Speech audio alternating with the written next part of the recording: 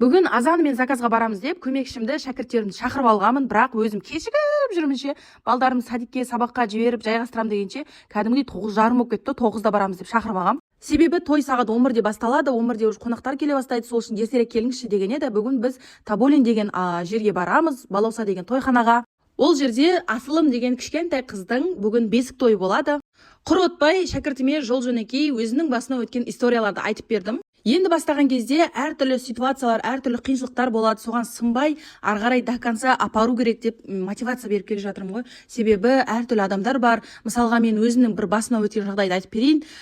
Клиентке тек қана шар қалады деп айтқанмын кезінде, басында заказ алмай жатып та, ал клиент баннерында, жаңағы зажимдарымды да, шарларында, жазуларында бәрін әкетіп қалған ғой. Құр темірін қалдырып кеткен да. Өзім еще арзан бағаға істеп тұрмын да, еще баннерын, зажимдарын әкетіп қалғаннан кейін вообще маған пайда қалған жоқ қана жерде. Сөйтіп клиентке звондамайын ба, әкеп беріңіз, баннерін әкетпейміз деп келіскен еді ғой, басында тек қана шарын алып кетесіз деп айтсам, өзі әкетпеген, той негесі әкетпеген, сол тойдағы болған қонақтың біреу әкетіп қалған ғой. Мә, саған қандай адамдар бар, Бірақ ол да маған сабақ болды. Шәкіртіме айтып жатырмын, сөйтіп пісесіз деп. Ақыр соңында заттарымды ала алмадым. Ұхит сұғит қылды да, әйтеуір жоқ деді ғой, бере алмаймыз деді ғой. Ал бүгінгі заказ Балаусаның үлкен залында болады екен. Бүгін бірінші рет кіріп тұрмын үлкен залына. Постоянно мен мал залына істейтін едім. Осы жерде тойханаға бір-екі комментарий айтып кетейін.